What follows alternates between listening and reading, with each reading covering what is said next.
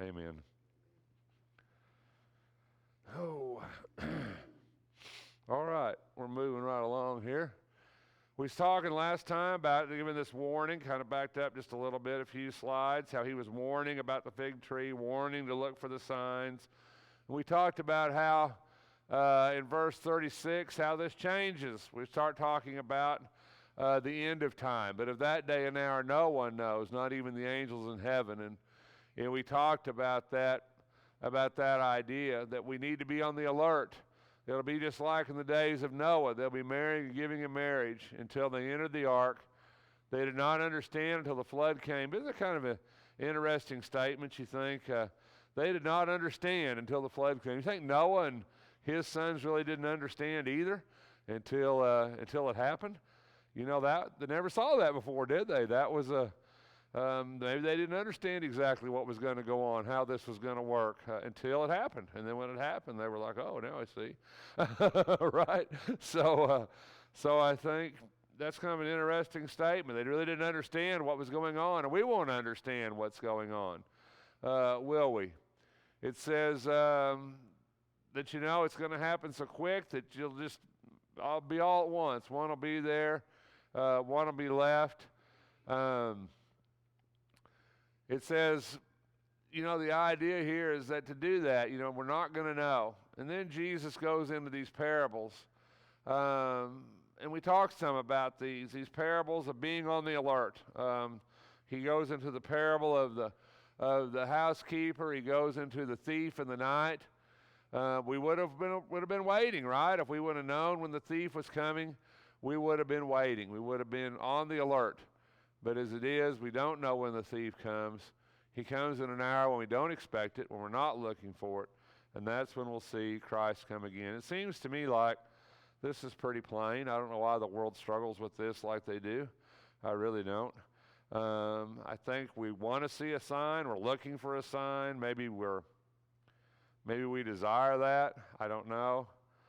The truth is that we just aren't going to have that. It'll happen suddenly and unexpectedly. And when that happens, the earth will be destroyed, won't it? The earth will be destroyed. He put us in there in charge of all his possessions. But if we say, my master's not coming for a long time, then we get lazy, don't we? We fall back into our old habits. It says that when Jesus comes, will he find faith on the earth? Well, I hope so, right? It's been a lot of centuries, a lot of years. There's still faith now, but we hope there'll still be faith when the Lord comes again. But we do get lazy, don't we? We get lax. It's funny, if you've ever had something stolen, which is a terrible experience, I might add, for somebody that's had a lot of things stolen in their lives. If you ever have anything stolen, when that happens, for the little while after that, you're really careful. Man, you lock everything up. You make sure you know where everything is. You go to all the precautions, don't you? But, a year down the road, 2 years down the road, pretty soon you're right back in your old habits, right? Leaving keys and stuff, not locking stuff up. And then one day it ain't there. And you're like, well, darn, right? I got lax, didn't I? We do that in everything in life, don't we? We start out good, but then over time we get lax, we get less excited about it, less involved. Jesus wants us always to have that in the front of our mind, doesn't he? If you knew that Jesus was coming 6 months from now, I'll put it out a little ways, right? If you knew Jesus was coming 6 months from now, I'll bet coming to worship and doing all those things would be have a lot more priority in your life, wouldn't it?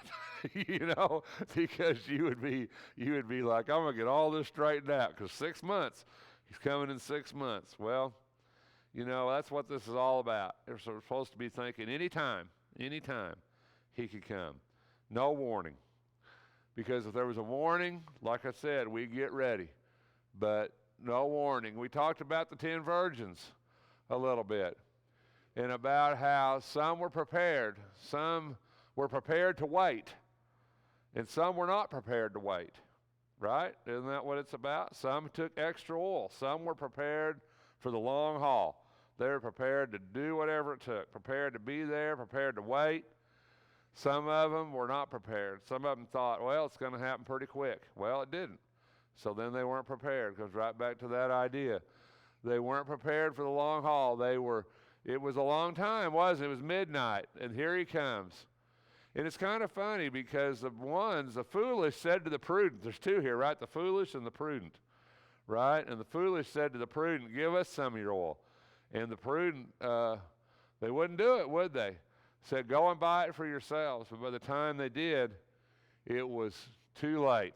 Because as Paul says in Corinthians, you know, it's going to happen in the moment, in the twinkling of an eye. You're not going to have time to change once it happens. What a terrible day. What a gloriously terrible day that will be. I don't know how to say that for sure. I think it will be a terrible day to see people not saved, to see the lost. I think that's just inescapable, don't you? I don't know how that works. They say we're not going to have, the Bible says we're not going to have tears in heaven, but I wonder how we're going to. Story of the rich man and Lazarus, it's always kind of funny, wasn't it? Lazarus never spoke, so we don't know how Lazarus even knew the rich man was there, that he existed in that place of torment, or we don't know Lazarus, what he thought about that. It would have been really interesting to have Lazarus' perspective, wouldn't it? Not just the rich man, but to have the perspective of Lazarus, who was in paradise, who was in comfort, and to know what he thought, what he saw. Did he see that man in torment? You know, people say, well, if he saw him in torment, how could he be in comfort? Well, I don't have the answers to all these questions, obviously. I'm just kind of throwing them out there. But it would be interesting to know his perspective of what was going on. But when the door's shut, the door will be shut, right? And we talked about that a little bit last week. We talked about the idea of these talents, and that's something we probably looked at a lot in our lives. I know I'm kind of recapping, but I just wanted us to get up to speed. We talked about the talents, about the one who has some, the one who has more will be given, the one who doesn't use even what he has will be taken away. In talking about the end of time, is this talking about reward, eternal reward? To an extent, yeah, I believe it probably is, don't you? He used it wisely, didn't bury it in the ground. Said, what were those? Buck says, well, maybe those were souls. Maybe that's a good way to look at it. Maybe those were souls. Maybe it's our ability. Maybe it's our money. Maybe we've used, preachers from the pulpit have used this for a multitude of different things over the years. I don't know that you can maybe say exactly what it is, but the idea here is that whatever it is, whatever God gives us, we're to use it in his kingdom, right? For his service. Isn't that what this is about ultimately? The master came back, what have you gained me? Not what have you gained you, right? The guy with the 5 talents didn't say, well, I got me 5 more, right? He's not saying, what are you getting for you? What are you getting for me? The master wants to know what you gained for him. I think that's really the story here. Jesus is like, what have you gained with me, with what you've had, right? Have you gained more? And also, I think it's interesting in this story myself, because so many times, in religion over the years, we've wanted to get this idea of seclusion. If you sequester yourself off from the world and you seclude yourself away from everything else and you hide what you got, you'll protect your own soul. You'll protect your value. But here, isn't it interesting that he says, that's not at all what I want you to do. I don't want you to pull yourself off from the world, sequester yourself off. Don't take what you have and hide it and bury it away. I want you to take what you have and use it to expand my kingdom. Use it to help me. And I think that's a big lesson in that too.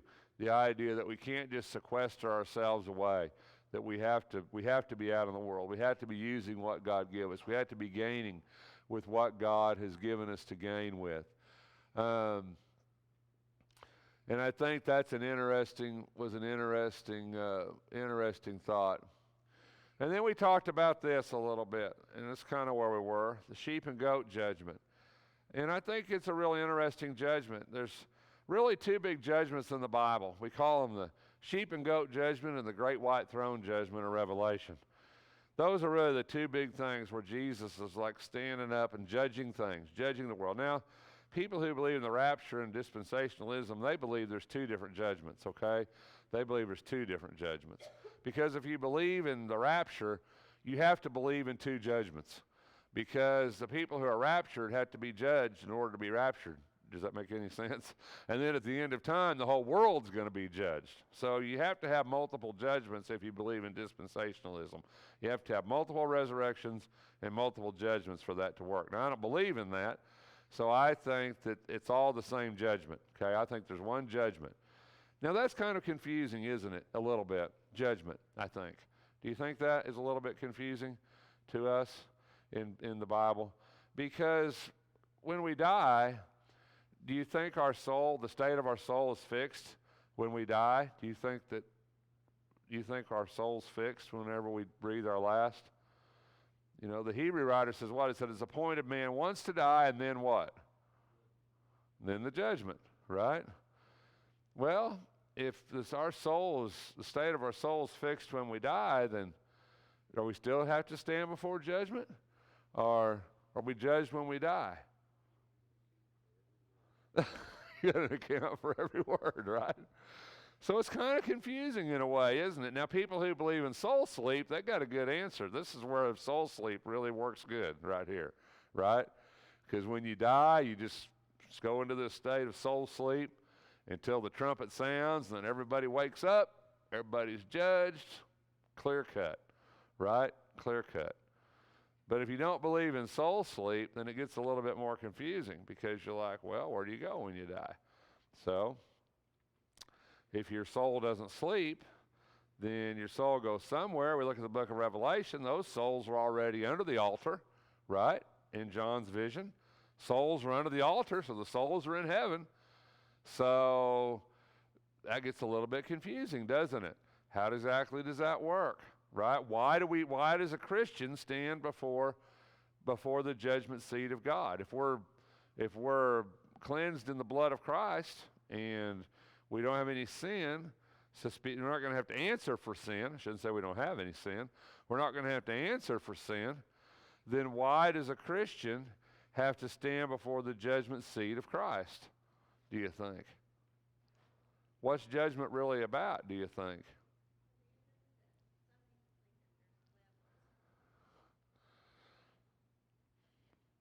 Yeah, there's some biblical, some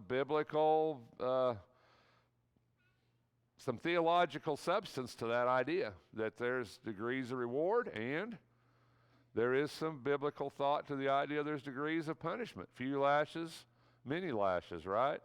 And the idea that your works will follow after you, right? That you receive a reward for what you do, work that remains, 1 Corinthians 3, the work that remains, you'll receive a reward. So there is thought about that. Degrees, right? Judged by your works. If there's not a degree of reward, then what difference does it make? You're either in or you're out. Now, some people think, all right, you're in or you're out, right? You're either in or you're out. These are very difficult questions without really great clear-cut answers, unfortunately. We don't just know a lot about the afterlife that we want to know as much as we would want to know. So it can be very confusing, I believe. I think judgment, there's two things that judgment accomplishes, number one. And I think we have to kind of understand that a little bit. One idea of judgment is the idea of kind of meting out your punishment or your not punishment. You know, the idea of standing before the judge and the judge says guilty or not guilty. That's often how we think of judgment, guilty or not guilty. But there's also another concept of judgment, and that's the idea that it's the idea of going over things, judging, not just judging whether you're going to heaven or whether you're going to hell, but it's judging your life, right? It's the idea of judging. Isn't that kind of what the Bible says? It says you're going to have to answer for every word. You're going to have to answer for what you did. You're going to have to answer for the deeds of this life. As a Christian, does that mean we have to answer in punishment? No, well, obviously not. Obviously, we're covered in the blood of Christ. Obviously, that sin's not imputed against us. But on the other hand, apparently we still have to answer for something, don't we? We still got to make some sort of account for what we've done, how we've lived. So we struggle with that. But heaven's ours. Make no doubt about that. Heaven's ours. Even in 1 Corinthians 3, when Paul talks and he says, their works will be burned up. If it was hay, straw, and wood, it'll be burned up, but they'll still survive. It's through the flame. So heaven's a guarantee. When you're a Christian, heaven's your promise, and it can't be taken away from you. So we don't have to go around thinking, I'm going to stand before God, and God's going to say, well, you're Rex, you're just not worthy of heaven. I know I'm not worthy of heaven. That's not even an issue, right? But he's going to see Christ instead of me. Galatians 3 says you're clothed in Christ. So heaven's your promise. Heaven's going to happen. So no. When you think about standing before judgment, it's not like you're going to get up there and say, well, I just don't think you quite made the cut, right? So that's not what we have to worry about. But we do have to answer, and there does appear to be a consequence of our action, whether that's positive, negative, it appears to exist. So those things seem to fit in. So when we talk about the sheep and goat judgment, it's more of a judgment based on what we did, isn't it? You were hungry. I was hungry. You fed me. I was thirsty. You gave me something to drink. I was in prison, and you visited me. It has to do with our deeds here. And maybe not just our deeds, but our motivation for our deeds. And Jesus is pretty plain here. He says, when you did it to the least, and I think it's important to see that. He says, when you did it to the least of these brothers of mine, even to the least of them, you did it to me. And then he says to the left, this is one of the few places in the Bible. Matter of fact, I want to say, I should have looked that up. It's one of the few, if not the only. The idea of eternal punishment. It's not something for the human being. Now, for the devil and his angels, we see that in Revelation, but the idea of eternal punishment. But it doesn't really say. It says you'll depart into the eternal fire, which has been prepared for the devil and his angels. For I was hungry, you gave me nothing. Thirsty, you gave me no stranger. So it's kind of the idea here. A lot of people think that the soul eventually will be destroyed. The wicked soul will eventually be destroyed. There's a lot of thought about that idea. Be burned up. The chaff will be burned. But this is one place in the Bible where it doesn't really say they'll be punished eternally, but it says they're going to enter into the eternal fire, which is kind of an interesting concept. Prepared for the devil and his angels. So there appears to just be the good here and the bad, the sheep and the goats, right? One on the right, one on the left. Appears to be pretty clear cut. In the great white throne judgment in the book of Revelation, if you really look at that, there's two books opened, right? One book is the book of life, which is the book that's either in or out. So there's an in or out book, right? The other book, old Red Coleman always used to call it the book of memories. I kind of like that. But it comes out at the end of Malachi, where it says, I'm going to write down all their deeds, right at the end of Malachi. And then in the great white throne judgment, it says two books will open. One book is going to be you're in or you're out. One book is going to be your deeds, right? Now, I don't know about you, but if I had the opportunity to look in either one of them books, I'd want the in or out book, I think. Wouldn't you? I think I'll deal with the other when I get there, right? I just want to know that I'm going. I'll take care of the rest of that when I'm there, right? So, but we see this idea not just of, okay, you're in or you're out, book of life, right? You're either in, you're out, or you're blotted out, right? According to the book of Revelation. You're either in it, you're out of it, or you're blotted out of it. One of those, there's three different groups of people in that book. And then the other book will be the book of memories, the book of what you've done, the deeds you've done. Now, to me, I don't think the wicked probably need to be reminded. I think if you're out, you're out. I don't think they're going to have to say, well, look, you did all this bad. I just think it's not going to matter. But for the righteous, obviously, there's things to look at. So something for us to think about. Any comments?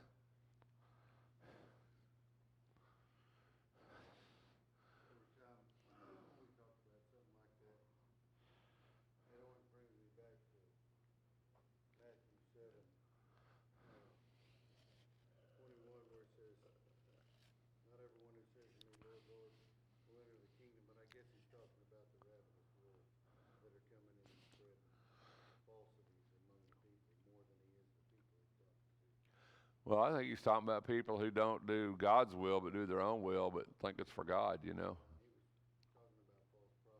Hmm.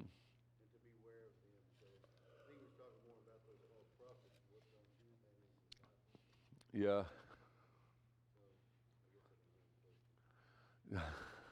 I think it'll be, it's a little scary for sure. But now we're getting close, right? And this is where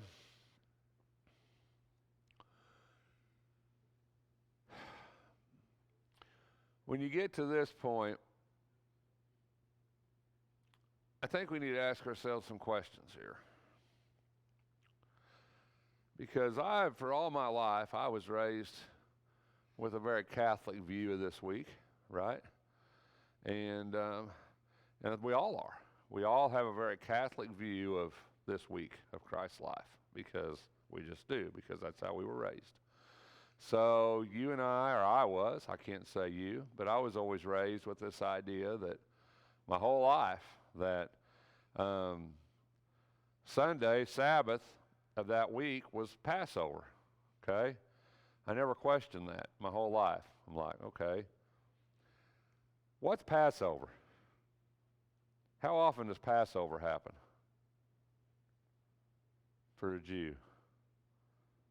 Once a year. Once a year. Remember that? Passover's like Christmas. Well, I shouldn't say that. I'm just trying to make an illustration. Christmas always falls on what day? Right. Doesn't matter what day of the week, right? It always falls on the 25th, right? Now, some holidays aren't that way. Some holidays, like Mother's Day, is always on Sunday, right?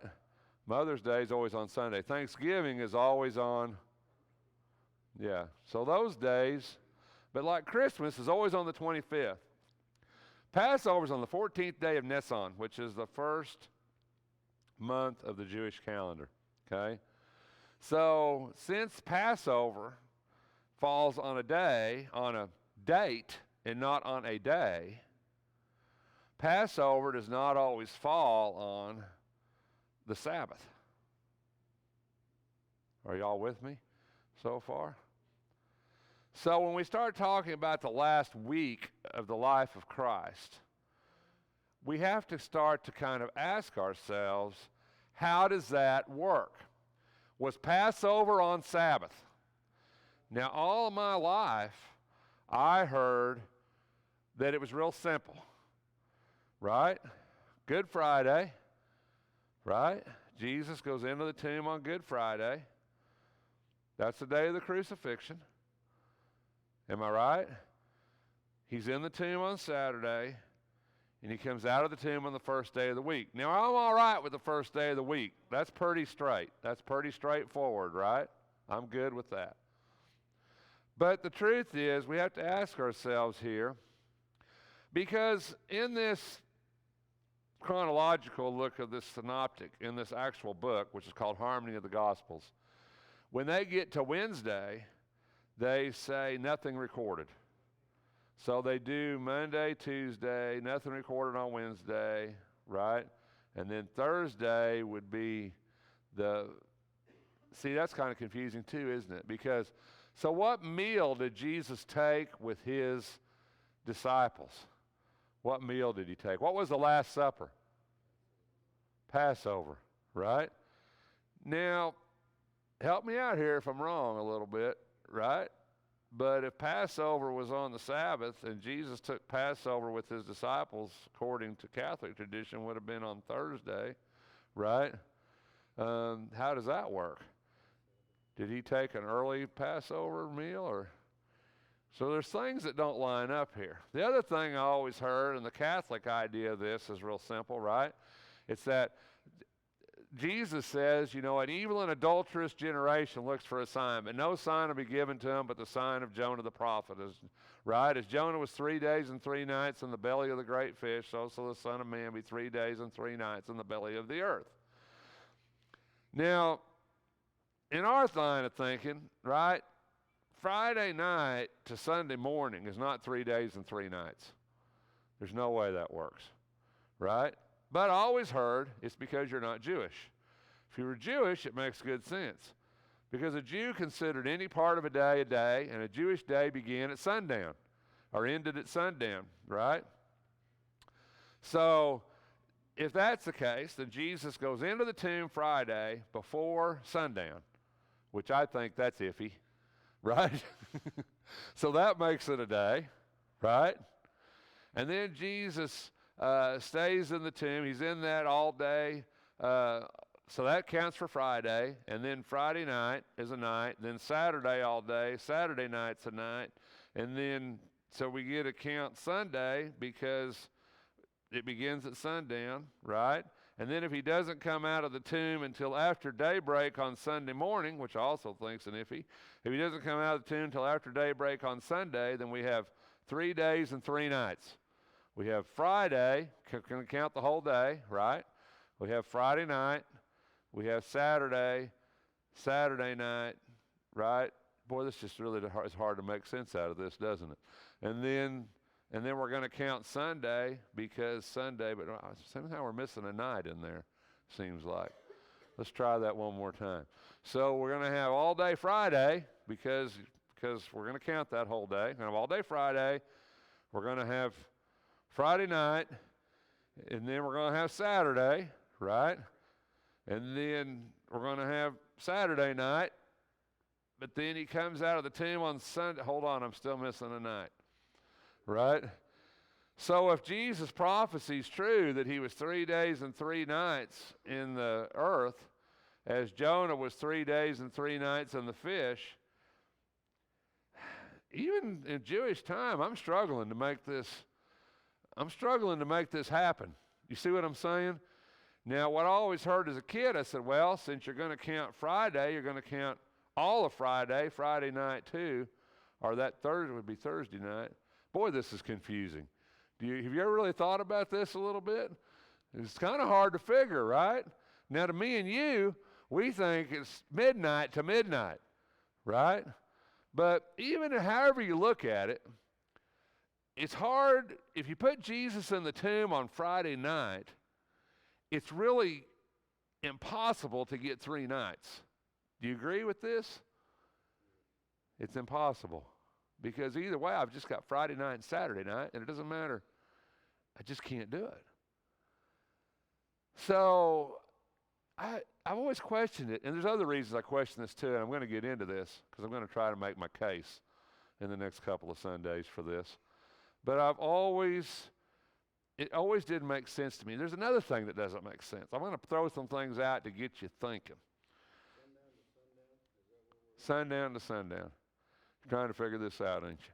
So, sundown to sundown, right? So sundown, so Jesus, according to Catholic tradition, Jesus goes into the tomb before the sun sets on Friday. Okay? So that, according to Jewish time, according to the way I've always heard it all my life, that gives us all of Friday. That's one day. Okay? And then we know Saturday. We're not arguing Saturday. We're good with Saturday, right? And then he comes out of the tomb Sunday morning after daybreak. That gives us Sunday. I can do 3 days, more or less. I still think that's a push. But my problem is the 3 nights, you see? Because any way you look at that, I can't get another night in there. I got Friday night, I got Saturday night, but where's my other night? So if what Jesus said is true, 3 days and 3 nights, and I believe that's true, that doesn't work. I mean, I just don't see how you can really make that work. Do you? Is everybody with me here on this? You know, I mean, we've heard it our whole lives, right? But how are you going to make it work? Yeah. Well, we'll get into that. We do, because it's a date. So we can go back historically and say, but here's the kicker, see? You got to know what year. You see, you got to know what year Jesus actually was crucified. That's a debate. We don't know what year he was crucified. We know he began his ministry when he was 30 years old. We know his ministry was basically 3 years long, right? 3.5, if you want to look at that, 3 Passovers. But the problem is we don't know Jesus' birthday, okay? Because the calendar we use is not the calendar they use, number one. The calendar we use was set by the monk Dionysius in about what, the 4th century, something like that, 3rd, 4th century. And when he's the one who set 0. When we started using this, he set 0. Now, you would think 0, is there a 0 year? I don't know, is there such a thing? It's just a 1, right? So you would think 1 AD, that would be the year that Jesus was born, was 1 AD. That would make sense if the calendar was right, because isn't it after death? It's actually Latin, right? Something, Dominio or something. But it basically means after death. So the year that Jesus was born should be 1. But the calendar is wrong. And I can promise you the calendar is wrong. And the reason we know that is because you got to remember the story of the birth of Jesus. In the story of the birth of Jesus, Herod the Great was in power, right? Herod the Great.